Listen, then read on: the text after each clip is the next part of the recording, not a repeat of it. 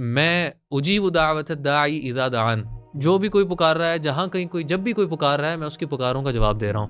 تو اللہ کی سماعت پہ کبھی غور کریں کہ اللہ السمیع ہے. اسی طریقے سے اللہ کی قدرت کے اوپر ایک بڑی پیاری حدیث آتی ہے، ہم سب جانتے ہیں، بڑی مشہور حدیث ہے. اللہ کے رسول صلی اللہ علیہ وسلم نے فرمایا کہ اس بندے نے اللہ کے رسول صلی اللہ علیہ وسلم کو فرمایا کہ ایک انگلی پر زمینوں کو، ماؤنٹینز کو، ٹریز کو، ایک انگلی پر اوشن کو اور موائسٹ ارتھ کو اپنی انگلی پہ رکھے گا، اور انفیکٹ پوری کریشن کو اپنی انگلی پر رکھے گا. سبحان اللہ. اور اللہ تعالیٰ ان کو ہیل اسٹرٹ، اور اللہ پوچھیں گے ان الملک، ان الملک، میں بادشاہ ہوں، میں بادشاہ ہوں، میں تمہارا رب ہوں، میں تمہارا رب ہوں، یعنی میں مالک ہوں، ملک ہوں میں. اور اللہ کے رسول صلی اللہ علیہ وسلم اس بات کو سن کے، اس جیو کی اس بات کو سن کے اللہ کے رسول صلی اللہ علیہ وسلم مسکرا دیے. کیوں؟ ان کو اللہ تعالیٰ کی جو عظمت بتائی جا رہی تھی، اللہ کے رسول صلی اللہ علیہ وسلم کو احساس ہو رہا تھا کہ یہ جو جیو بتا رہا ہے یہ اللہ کی عظمت بالکل صحیح بیان کر رہا ہے. اور جو دوسری حدیث ابن حبان کی حدیث میں آتا ہے کہ ساتوں آسمان جو ہیں وہ اللہ کی کرسی کے مقابلے میں اس طرح ہے جس طرح ایک آپ رنگ کو ایک ڈیزرٹ میں پھینکتے ہیں. اور کرسی حدیث میں آتا ہے کہ اللہ تعالیٰ کے قدموں کی رکھنے کی جگہ ہے. اور اسی طریقے سے جو یہ کرسی ہے اس کی واسٹنس، جو تھرون ہے اس کی واسٹنس اس کرسی کے مقابلے میں اسی طریقے سے ہے. تو سبحان اللہ، اللہ کی عظمت کا جب انسان اندازہ لگائے کہ ہم لوگ اللہ کی مخلوق کے کیا پورشن ہے ہمارا، تو اللہ تعالیٰ کی عظمت کا انسان کو احساس ہوتا ہے. تو یہ معرفت ہے اللہ تعالیٰ کی جو کہ ہمارے دلوں میں پیدا ہونی چاہیے. اور اللہ تعالیٰ نے ان علماء کی آگے 3 نشانیاں بیان فرما دیں. اللہ فرماتے ہیں کہ ان الذین یتلون کتاب اللہ، یہ وہ لوگ ہیں جو کہ اللہ تعالیٰ کی کتاب کو پڑھتے ہیں. سبحان اللہ. آپ نے نوٹ کیا ہوگا، ہم نے پچھلے ایک ایپیسوڈ میں بات کی تھی کہ قبر میں بندہ کہے گا، جس کو اللہ تعالیٰ کی معرفت، دین کی معرفت ہوگی، وہ کہے گا قرأت کتاب ربی. اور یہاں پہ بھی اللہ فرما رہے ہیں ان الذین یتلون کتاب اللہ، یہ علم والے بندے وہ ہیں جو کہ اللہ کی کتاب کو پڑھتے ہیں. یعنی ان کا اللہ تعالیٰ کے ساتھ تعلق ہے تھرو دا بک آف اللہ. اور ڈیڈز کے اندر پھر وہ کیا شو کرتے ہیں؟ وَأَقَامُوا الصَّلَاةَ، یہ نماز قائم کرنے والے بندے ہیں. وَأَنفَقُوا مِمَّا رَزَقْنَاهُمْ سِرًّا وَعَلَانِيَةً، یعنی نماز کو کوئی ہلکا نہ جانے. ہمارے ادھر نماز کے بارے میں یہ باتیں ہوتی ہیں، اور یار کیا آپ نماز روزہ، اس سے بڑے بڑے کام ہے جی، انسانیت کی خدمت ہے، یہ وہ ہے.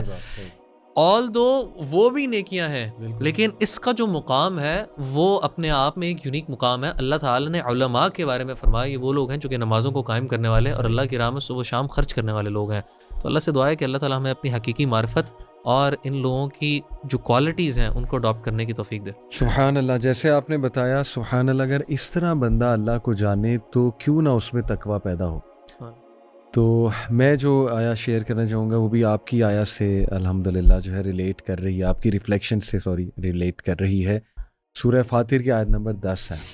اللہ تعالیٰ کہتے ہیں من کانا یرید العزت فللہ العزت جمیعا، جو کوئی بھی عزت، آنر چاہتا ہے، دین ٹو اللہ بلانگس آل دی آنر، پھر اللہ رب العالمین کے قبضے میں ہے ساری کی ساری عزت. اللہ تعالیٰ اون کرتا ہے ساری عزت کو.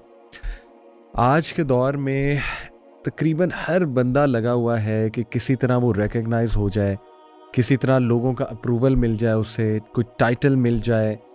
تو اس آیا میں سبحان اللہ، اللہ تعالیٰ جو ہے نا وہ ہمارا کمپس ٹھیک کر رہے ہیں کہ okay, it's natural to wish for عزا.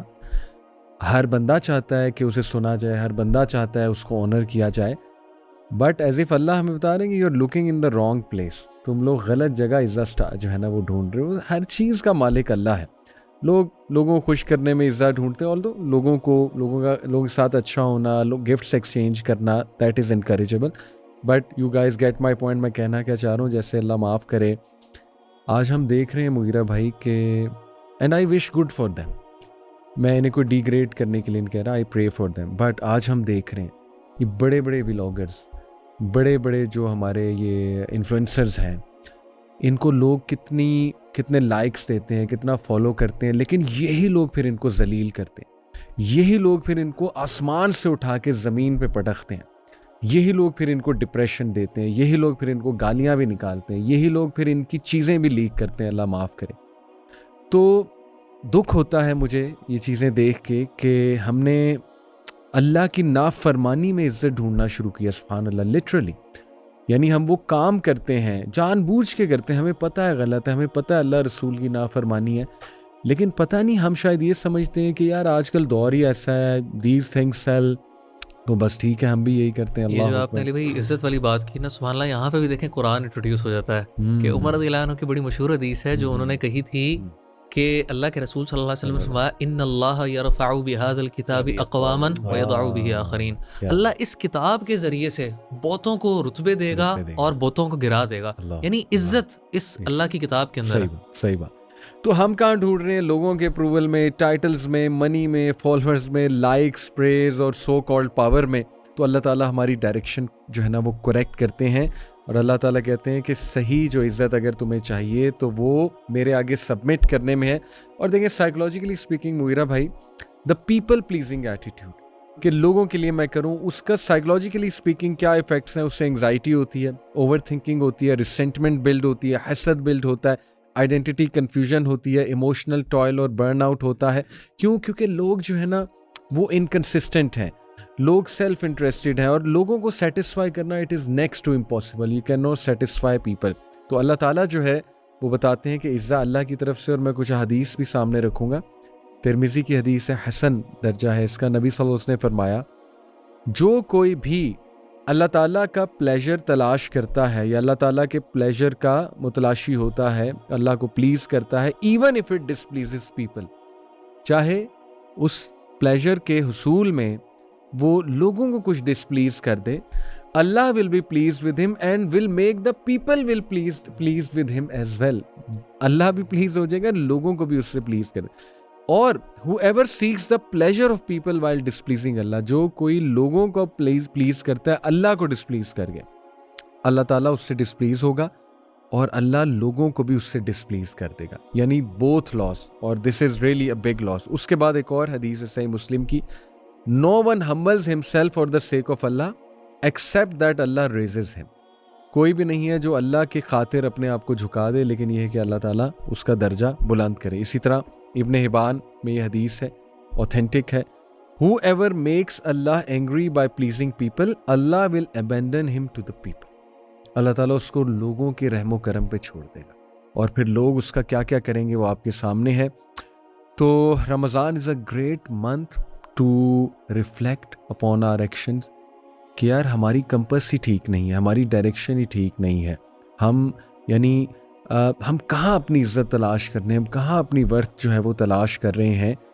تو ہمیں اپنا کمپس ٹھیک کرنا ہے، اور ہمیں وہ کام کرنے ہیں جو اللہ تعالیٰ کو پلیز کریں، اور ان کی لسٹ نکالنی ہے وہ کام کیا ہیں جو اللہ کے پلیجر کے کام ہے، اور کن چیزوں سے اللہ تعالیٰ محبت کرتا ہے.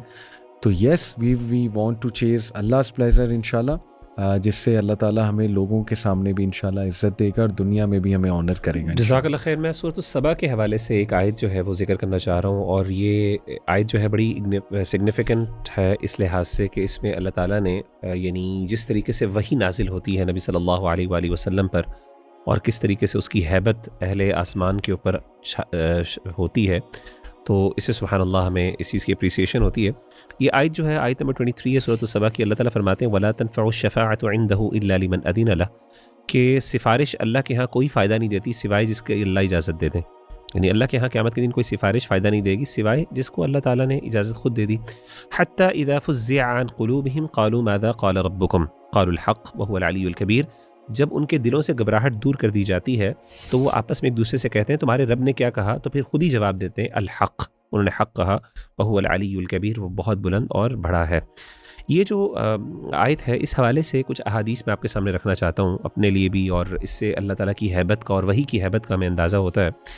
اللہ کے رسول صلی اللہ علیہ وآلہ وسلم سیدنا ابو ہریرہ رضی اللہ تعالیٰ عنہ فرماتے ہیں کہ اللہ کے رسول نے فرمایا ان اللہ اذا قضى امرا فی السماء، جب بھی اللہ تعالیٰ آسمانوں میں کسی چیز کا فیصلہ سناتے ہیں ضربت الملائکۃ باجنحتها جمیعا، تمام جو فرشتے ہیں وہ اپنے پروں کو پھڑپھڑاتے ہیں سب کے سب، یعنی ایک دم فرشتے، اور فرشتے اللہ کی بہت بڑی مخلوق ہیں.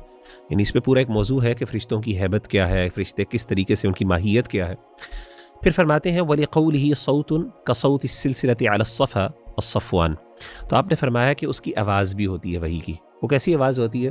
اس طرح جیسے کہ ایک زنجیر ہے جس کو گھسیٹا جا رہا ہو ایک ہموار پتھر کے اوپر، ایک پلین جو ہے پتھر یا فرش کے اوپر، اس طرح کی آواز ہوتی ہے. تو یہ آواز ہوتی ہے جب اللہ تعالیٰ وحی فرماتے ہیں، اور فرشتے جو ہے وہ پر پھڑپڑاتے ہیں ہیبت سے. گھبراہٹ آ جاتی ہے ان میں. پھر اللہ فرماتے ہیں پھر اللہ کے رسول فرماتے ہیں حتی اذا فزع عن قلوبہم، جب ان کے دلوں سے اس گھبراہٹ کو دور کر دیا جاتا ہے تو پھر وہ ایک دوسرے سے کہتے ہیں ماذا قال ربکم، تمہارے رب نے کیا کہا، یعنی وہ وحی کیا تھی. قالوا الحق، تو وہ آپس میں ایک دوسرے کو کہتے ہیں کہ وہ حق ہے، وہ اللہ نے جو بھی فرمایا وہ حق فرمایا، وهو العلی الکبیر. اچھا ایک اور روایت ہے جس کو مزید اپریسیشن کے لیے میں آپ کے سامنے ذکر کرتا ہوں، وہ ہے اللہ کے رسول صلی اللہ علیہ وسلم نے فرمایا اذا اراد اللہ ان یوحی بالامر تکلم بالوحی، کہ جب بھی اللہ تعالیٰ کسی چیز کا فیصلہ کرتے ہیں کہ وہ وحی نازل فرمائیں کسی چیز کے بارے میں، تو پھر وحی کے بارے میں کلام کرتے ہیں، وحی کے ساتھ کلام فرماتے ہیں. پھر فرماتے ہیں اخذت السماوات منہ رجفۃ شدیدۃ خوفا من اللہ، آسمان کی تمام کی جو مخلوق ہے، مخلوقات اور انکلوڈنگ آسمان، ان سب کے سب پر سخت لرزہ طاری ہو جاتا ہے اللہ کے خوف سے. یعنی اللہ تعالیٰ جب وحی فرماتے ہیں پورا آسمان اور اس کی مخلوق کانپنا شروع ہو جاتی ہے اللہ کے خوف اور اللہ کی ہیبت اور ڈر سے.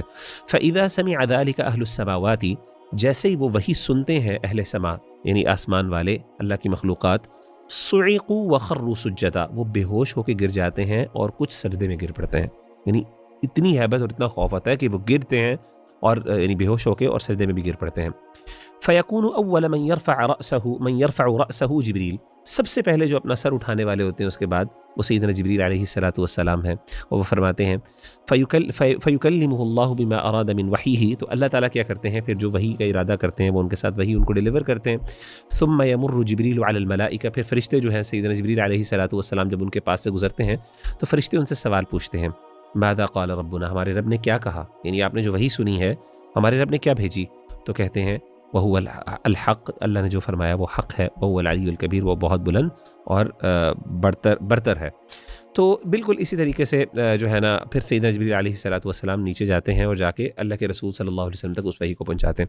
تو اس سے پتہ چلتا ہے سبحان اللہ کہ وحی کی ایک آواز بھی ہے اور اللہ تعالیٰ کلام فرماتے ہیں اس کی آواز بھی ہے، فرشتے سنتے ہیں اور نہ صرف سنتے ہیں بلکہ اس کے بعد پھر ان کے اوپر جو ہیبت اور لرزہ طاری ہوتا ہے سبحان اللہ اس وحی سے. اور یہ وہ جو آیت جسے ہم انشاءاللہ ریلیٹ کر سکتے ہیں جو آپ نے ذکر کی تھی کہ قرآن مجید کے نزول سے کس طریقے سے سورۃ الرعد کے حوالے سے کہ کس طریقے سے مردے زندہ ہو جاتے ہیں، یعنی مردوں کو کلام کیا جا سکتا ہے، ان سے کلام کیا جا سکتا ہے، پہاڑوں کو چلایا جا سکتا ہے، زمین پھاڑ سکتے ہیں. یہ اتنی ہیبت ہے کہ جس سے آسمان پہ لرزہ طاری ہو جاتا ہے. تو وہی بہت بڑی بات ہے جس کو اللہ تعالیٰ نے ہمیں عطا کی، اور ہمیں چاہیے کہ اللہ تعالیٰ بلکہ ہمیں اللہ تعالیٰ سے دعا کرنی چاہیے کہ اللہ تعالیٰ ہمارے دلوں پر بھی اسی طریقے سے اس کا اثر نازل فرمائے. آمین یا رب العالمین. جزاکم اللہ خیرا.